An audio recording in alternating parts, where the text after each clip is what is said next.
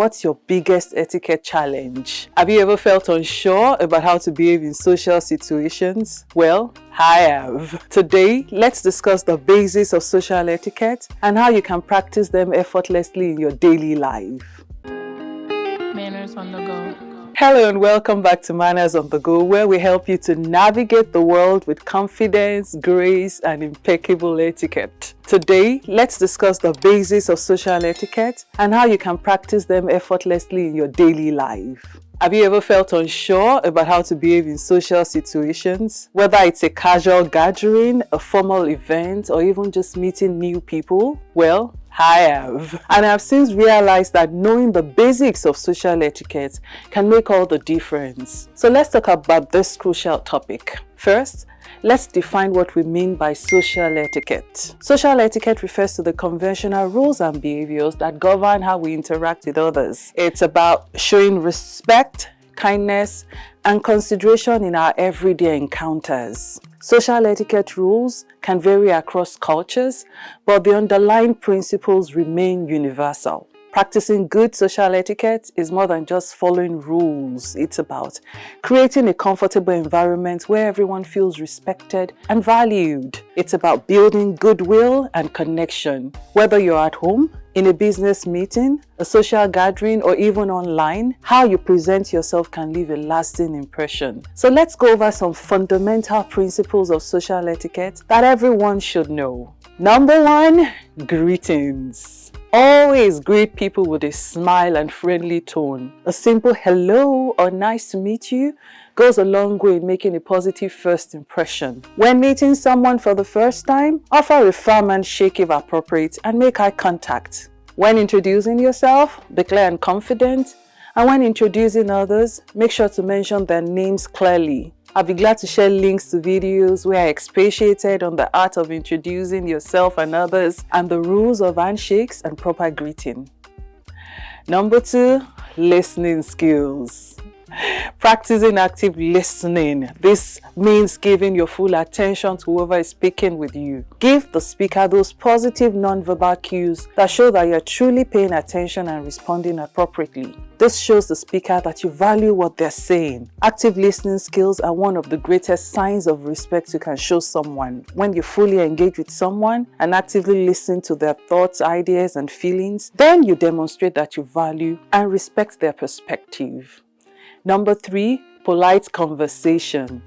Learn the art of small talks and please avoid controversial and sensitive topics, especially in professional or formal settings. Instead, talk about light and engaging subjects like hobbies, industry trends, or light-hearted current events. Be gracious in your manner of speech. Let no offensive language be heard from you. Also, keep your tone soft, not aggressive. Number 4, table manners. If you find yourself at a dining event, remember basic table manners. Chew with your mouth closed, avoid talking with your mouth full, use utensils properly, wait for everyone to be served before you start to eat. Also, use your napkin to blot your mouth, not wipe it. Keep your elbows off the table. Avoid making loud noises or slopping your food. When dining with others, be mindful of your dining companions. Offer to pass dishes and wait for everyone to be served before starting to eat. If you are not paying for a meal, don't order for the most expensive food on the menu. Number 5, phone etiquette. It's rude to use your phone during conversations or meetings. If you must take a call, excuse yourself briefly. When using your phone in the public, be mindful of others and avoid being loud. Don't call people incessantly. If someone is not picking up your call, it's likely because they're busy or unavailable, or they need space or time to themselves, or they're not interested in talking at the moment. Continuously calling them can be perceived as harassment, disrespectful, and annoying.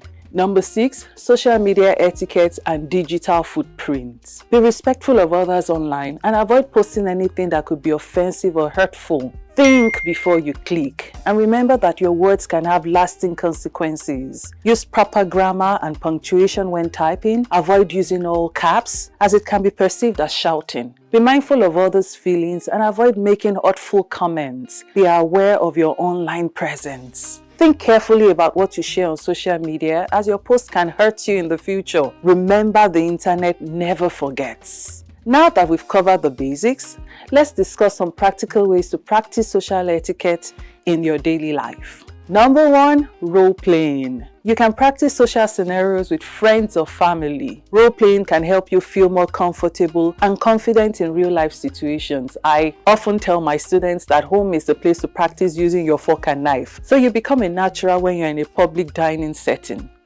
Number 2, observe others.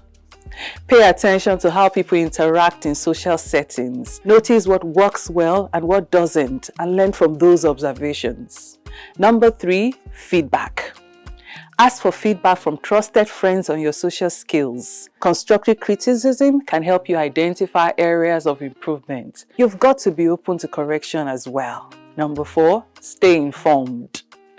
Read books and watch videos about social etiquette to expand your knowledge. The more you learn, the more confident you become. You can always come to Manners on the Go. We have over 150 videos to learn from.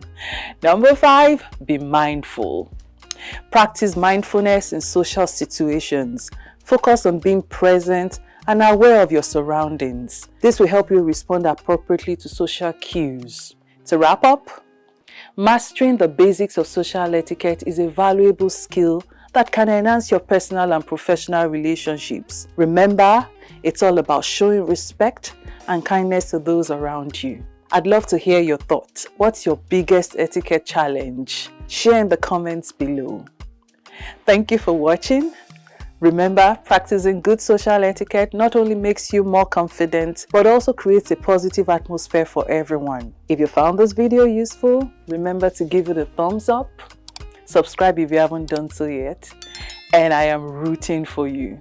See you again. Goodbye. Manners on the Go.